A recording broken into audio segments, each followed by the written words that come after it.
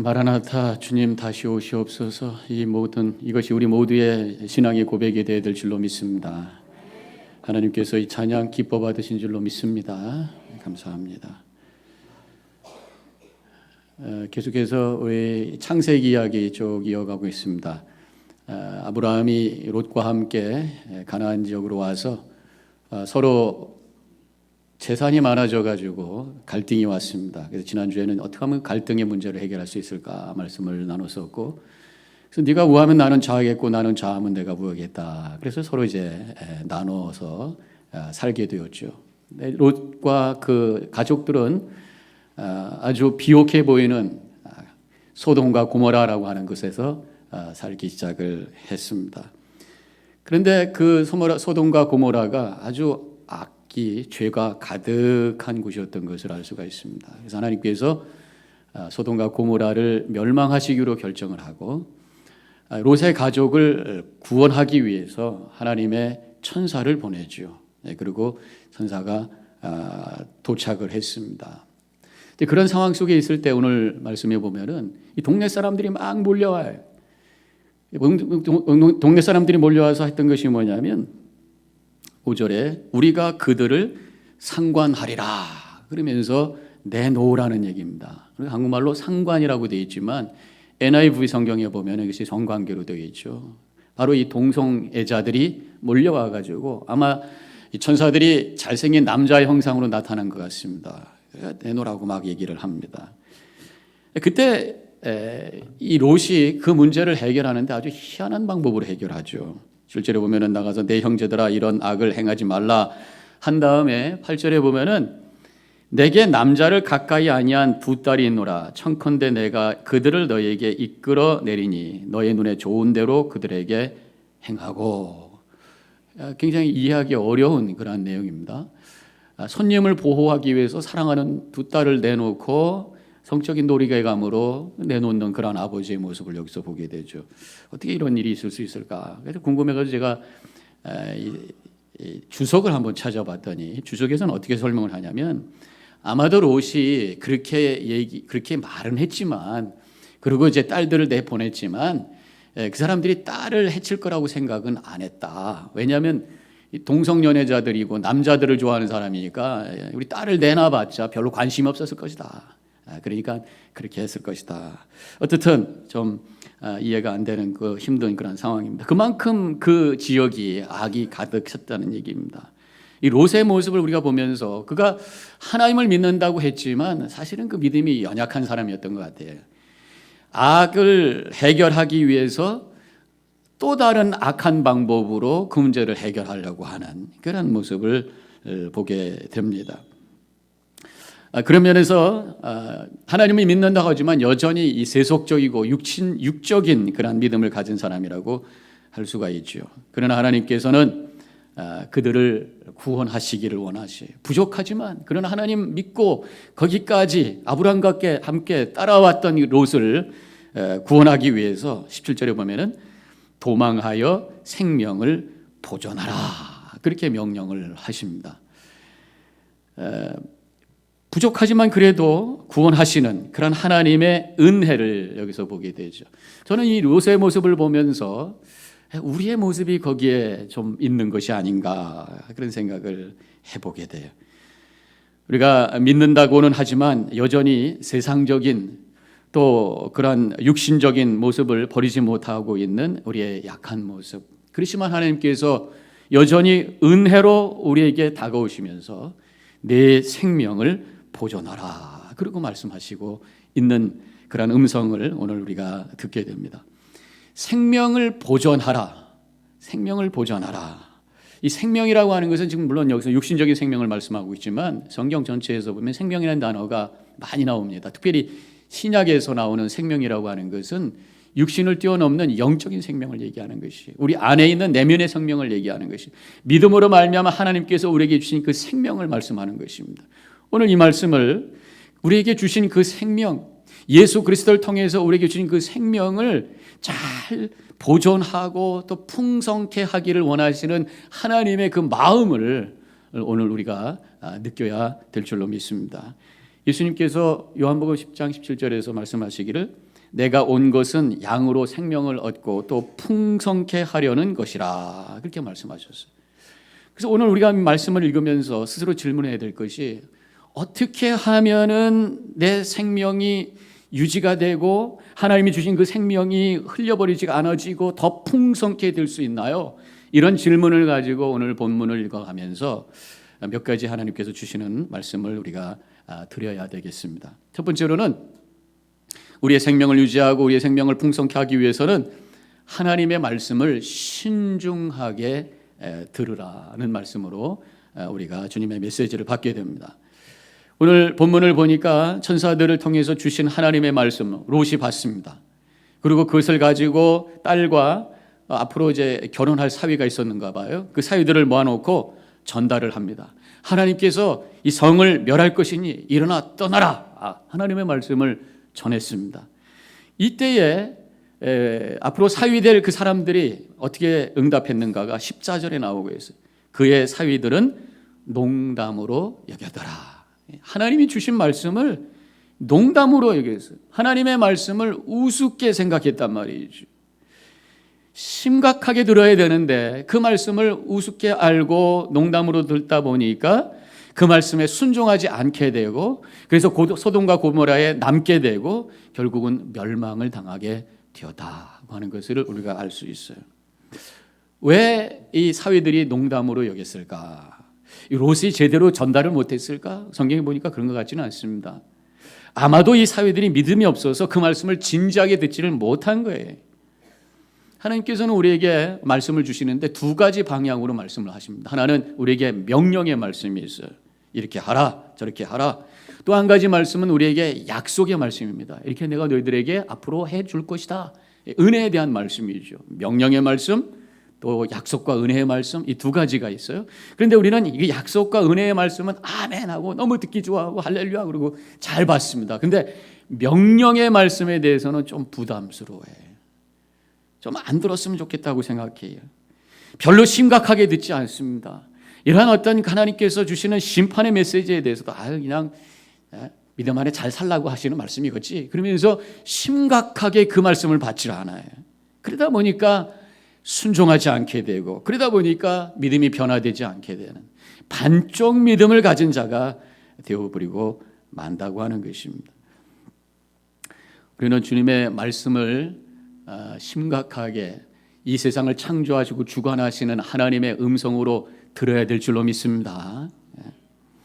그런데 보니까 아무리 좀 전달자가 잘 전달해도요 마음이 다치면 안 들려요. 제가 그것을 실감했던 것이 아무리 좋은 음악이 들려줘도 들을 귀가 없는 분들은 제대로 못 듣는 거예요. 제가 한번 맨하탄의 언젠가 링컨 센터에서 이 메시아 공연이 있어가지고 한번 갔습니다. 거기에 스테이지가 엄청 큽니다. 콰이어가 200명이 서 있어요. 오케스트라는 풀 오케스트라 100명입니다. 한 300명이 앞에서 크게 찬양하면서 오케스트라가 연주가 되면서 막 짜자자자자자자자 하면서 막 얼마나 장엄하고 얼마나 은혜가 되는지요. 저는 거기서 너무 그게 오버웰럼드 된다고 그러죠. 이 감동이 돼가지고 그냥 막 눈물이 날 정도로 막 감격 속에 있는데요. 제 앞줄 저쪽 끝에 보니까 어떤 한국 중년 아저씨가 머리가 꺾였어. 코를 골고 계셨던 거예요.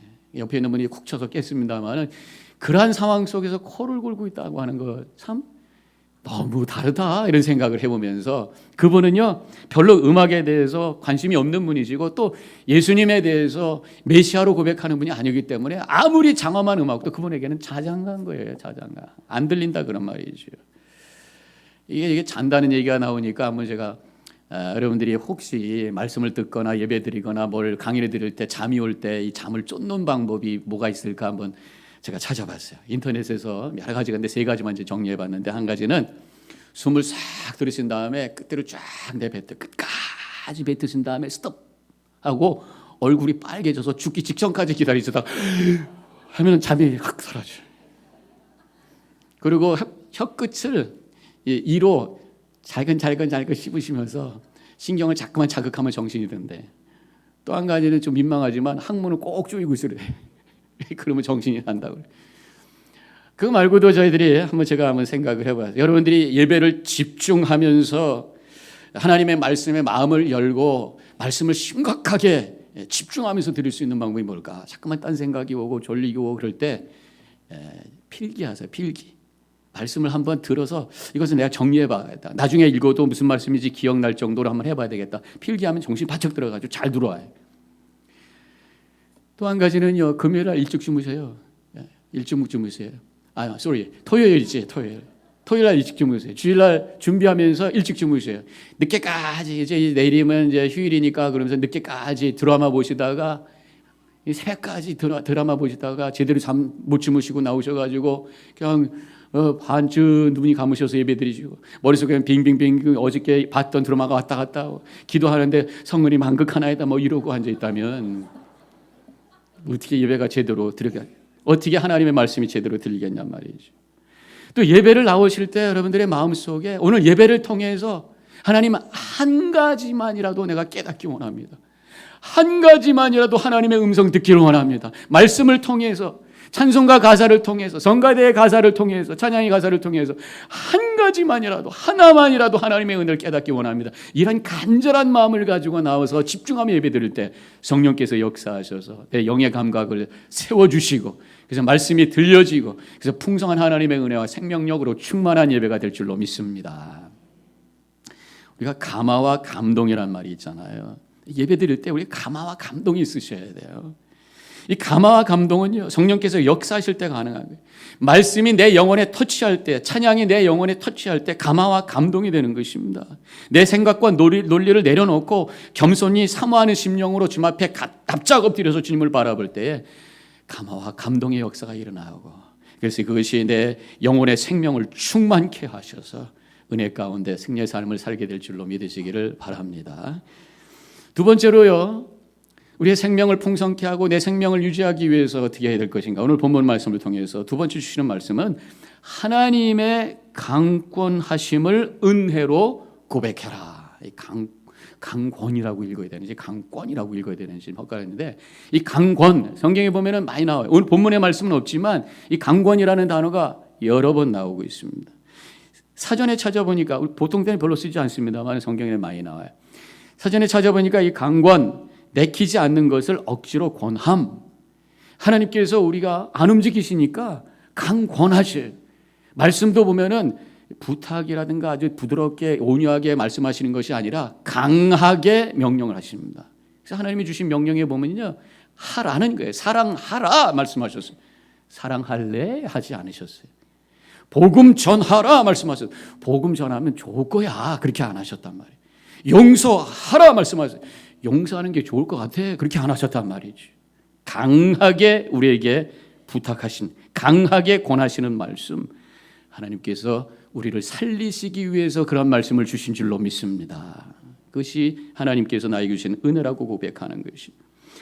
본문에 보니까 15절에 천사가 롯에게 명령합니다. 일어나 여기 있는 내 아내와 두 딸을 이끌어내라. 나가라.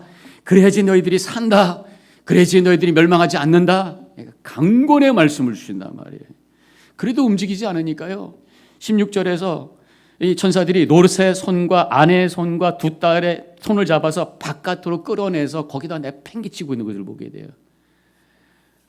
사실은 롯의 입장에서는 성 안에 있는 게 편합니다. 근데 이끌어내가지고 성 밖에 내던져졌을 때 얼마나 불편하고 힘들었겠어요. 하나님께서 우리에게 강권하시는데 말씀으로 주시기도 하지만 어떤 때는 우리를 힘들게 하면서 고난을 통해서도 하나님께서 우리를 강권하실 때가 있다고 하는 것입니다. 여러 가지 삶의 어려움이 왔을 때에 잘 되던 사업이 어려워지고 또 몸에 건강에 문제가 생겼을 때에 하나님께서 이 고난을 통해서 나에게 뭔가 강권하시는 말씀이 있는 것 같은데 그 말씀이 뭡니까? 찾아보시고요. 그래서 그 말씀에 순종하면서 하나님께 주시는 생명의 능력 가운데 거하시기를 주님의 이름으로 간절히 축원합니다. 나에게 이러한 고난이라든가 어떤 강권을 통해서 나를 이끄시는 것이 하나님의 은혜. 오늘 본문의 말씀에서도 보니까 16절에 성 밖에 두니 여호와께서 그에게 자비를 더하심이었더라. 밖으로 끌어내셔서 억지로 그들에게 고난 가운데 그 자리에 있게 하신 것 하나님께서 자비를 더하시기 위한 것이었더라. 그렇게 말씀하고 있단 말이죠. 우리가 부모들이 자녀들을 이렇게 키울 때 보면은 아이들을 잘 키우기 위해서 때로는 이제 강권하시죠. 우리 강권이란 말을 별로 안 쓰는데 푸시라는 얘기 많이 해요. 푸시 많이 하고 어떤 때는 프레셔도 많이 줍니다. 아이들은 싫다고 그러는데 데리고 뭐 학원에도 가야 되고 음악도 가르치고 스포츠도 데리고 가고 막 그렇습니다. 근데 나중에 보면은 그것이 아이들에게는 풍성한 은혜가 되잖아요.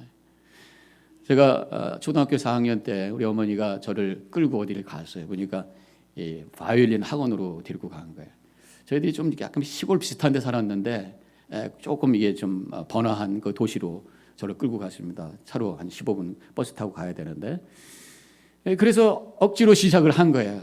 우리 어머니는 어머니의 오빠가 이 선교사 댁에서 어떻게 사시면서 일찌감치 바이올린을 배우셔서 어머니와 같이 바이올린 키우면서 노래도 하고 찬양도 불렀던 것이 너무 기억이 좋아서 저를 그렇게 키우기를 원하셨던 것 같아요. 근데 저는 가기 싫었는데 억지로 가기 시작합니다. 근데 나중에 결국은 즐겁게 간 이유가 어머니가 20원을 주셨어요. 뭐냐면 버스 값이 10원입니다. 조금 좋은 버스는 15원. 그걸 주시면 제가 버스를 안 타고 걸어갔어요. 한 40분 걸어갔는데 이유는 가다가 뽑기 장사 이렇게 해가지고 설탕 집어넣고 해가지고 탁 찍어서 그거 잘라 먹는 재미. 그것 때문에 왔다 갔다 하다가 계속 다니게 되면서 바이올린을 배운 거예요. 그래서 그때 바이올린을 배우기 시작하면서 음악성이 이게 뜨기 시작하면서 제가 중학교 가면서 기타 배우고 조금 있다가 피아노 혼자 다 했습니다. 피아노도 적당히 하고 요즘은 색소폰 저 혼자 불고 그러면서 음악적인 어떤 풍성함을 체험하게 된 거예요. 우리 어머니가 그때 저를 푸시해가지고 억지로 다녔지만 그것이 저에게는 큰 은혜였고 풍성한 것이었다. 우리 하나님도 우리 하나님 아버지도 똑같은 마음으로 우리를 강권하시는 줄로 믿습니다. 때로는 사람들 보내가지고 주일날 빠지니까 속장님이 전화하고 부목사님이 전화하고 왜 빠지셨어요? 또 이것도 하셔야 됩니다. 저것도 하셔야 됩니다. 성경 공부하십시다. 선교 가십시다. 막 강권합니다. 그러나 결국 그것이 하나님께서 우리를 살리시고 더 풍성한 은혜 가운데 거하기 위해서 이끄시는 하나님의 손길인 줄로 믿으시기를 바랍니다. 한 가지 더 오늘 말씀을 통해서 깨닫는 것은 하나님의 말씀에 우리가 즉시 응답하기를 원하신다는 것입니다. 우리가 주님의 말씀을 진지하게 들었으면요 지체 없이 응답하셔야 돼요. 16절에 보니까 롯이 지체하매 그랬습니다. 천사들을 통해서 하나님께서 말씀을 주셨는데 즉각 응답을 못해요. 지체해요. 나중에 억지로 막 강권해서 끌고 나가잖아요. 그 말씀은 뭡니까? 지체하지 말고 즉각 응답하기를 원하시는 것이 주님의 뜻이라고 하는 것입니다. 물론 우리가 어떤 사업이라든가 삶의 결정을 위해서는 심사숙고하고 기도하면서 충분히 검토하고 결정해야 될 그런 필요가 있지만 하나님께서 우리에게 영적인 명령을 주실 때에 우리가 죄의 자리를 떠나라고 하실 때에 멸망의 자리를 떠나라고 하실 때는 즉각 결단해서 움직여 나가기를 원하시는 것이 하나님의 뜻이라고 하는 것이. 다윗이 아주 위대한 왕이잖아요. 이스라엘을 통일하고 아주 그 영역을 또 영토를 크게 만들었던 위대한 왕입니다. 근데 그의 위대함은 또 따로 있습니다. 그것은 바로 하나님의 말씀에 즉각 응답했던 왕이라고 하는 것입니다. 그는 죄를 지었던 사람이에요. 크게 실수했던 사람입니다. 바세바를 바라보고 음욕을 품고 결국 바세바를 범하고 말았어요. 그것을 또 커버업하기 위해서 그 남편을 죽게 만들었던 아주 큰 죄인이에요. 그런데 하나님께서 나단을 부르셔서 나단을 보내셔서 그의 죄를 지적하십니다. 그때 다윗이 그 죄를 지적하는 하나님의 말씀에 군소리 없이 즉각 응답하죠. 그래서 사무엘하 12장 13절에 보니까 다윗이 나단에게 이르되 내가 여호와께 범죄하였나이다. 군소리하지 않습니다. 다른 변명하지 않습니다. 하나님 내가 죄를 지었습니다. 회개합니다. 잘못했습니다. 그리고 결단할 때에 하나님께서 그를 귀히 여기시고 그를 세우셔서 위대한 왕으로 쓰신 줄로 믿습니다. 나중으로 미루지 마세요. 지금이 회개할 때요. 지금이 결단할 때인 줄로 믿습니다. 그래서 고린도후서 6장 2절에 보라 지금은 은혜 받을 만한 때요. 보라 지금은 구원의 날이로다. 그렇게 말씀하고 있습니다. 우리 믿는 자들은요. 부지런한 사람들입니다. 부지런해야 돼요. 우리는 종말론적으로 사는 사람들이 예수님이 내려올지도 몰라요. 1시간 뒤에 오실지도 몰라요. 지금 최선을 다해서 사는 사람이에요. 나중 없습니다. 지금이에요. 지금. 그래서 잠언서 27장 1절에서 너는 내일 일을 자랑하지 말라. 하루 동안에 무슨 일이 일어날지 네가 알 수 없느니라. 내일 잘 될 거야 그러지 말라. 지금 오늘 무슨 일이 날지 모르니까 지금 최선을 다해서 열심히 주님의 뜻을 이루면서 살아야 된다라고 하는 그 말씀이 바로 그 말씀인 것이. 지금 마음에 하나님께서 회개할 수 있는 마음을 주시면 무릎 꿇고 회개하셔야 돼. 지금 무엇인가 주님 앞에 기도하기를 원하시는 그 마음을 주시면 기도하셔야 돼. 지금 무엇인가 누구에게인가 사과해야 된다는 생각이 들었을 때 가서 사과하셔야 돼. 지금 누군가를 내가 돕고 싶은 마음이 있다면 지금이 기회예요. 나중으로 밀지 마세요. 하나님께서 지금 하나님의 일에 동참하라고 말씀하시면 지금 하셔요. 지금 선교에 가기를 원하는 마음을 하나님이 주시면 지금 가는 거예요. 나중으로 미는 것이 아닙니다. 어떤 목사님께서 하루 사이에 두 분의 임종을 지켜보셨대요. 그러면서 깨달은 바가 있다고 말씀하시면서 그 얘기를 하시는 것을 제가 들었습니다. 한 번은 잘 믿는 분의 임종에 참여하게 되었다 합니다. 그래서 성도들과 함께 가서 찬송가를 부릅니다. 하늘 가는 밝은 길에 그러면서 말씀을 전해주시고 집사님 믿음 가운데 승리하셔요. 그때 눈물 흘리시면서 끄덕끄덕 하시고 찬양을 부르는데 얼굴이 환해지고 그러다가 돌아가셨어요. 얼굴이 아주 환한 모습이. 그 다음 날 성도님께서 우리 어머니 지금 위독하신 데 가서 기도 좀 해달라고 그리고 복음 좀 전해주시라고 교회를 안 다니시는 우리 어머니신데 그래서 목사님이 가셨어요. 가셔서 전도를 합니다.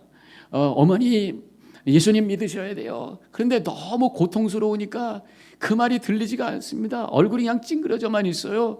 그러면서 그냥 힘들어 하시다가 고통 속에서 인상을 찌그리고 소리를 지르시다가 그냥 돌아가 버리시고 만 거예요. 말씀 앞에 응답할 시간을 놓치신 거예요. 그래서 이 목사님께서 하시는 말씀이 회개도 할 수 있을 때 해야 됩니다. 그런 말씀을 하셔요. 지금이 바로 주님 앞에 회개할 때요. 지금이 바로 은혜의 때인 줄로 믿습니다. 지금이 바로 예수님의 십자가를 붙들어야 될 때인 줄로 믿습니다.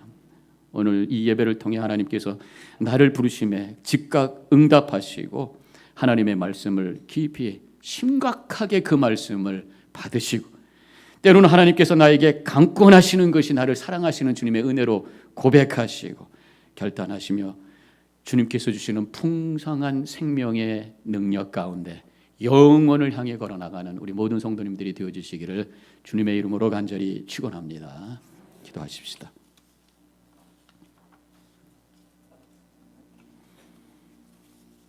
오늘 본문의 말씀을 오늘 주신 말씀을 다시 점검하면서 우리 자신을 되돌아봅니다. 하나님께서 지금 나에게 결단하기를 원하시는 주님의 뜻이 무엇일까? 지금 고백하기를 원하시는 것이 무엇일까? 들으시고 주님 앞에 고백하시고 결단하시는 시간을 가지시기를 바랍니다.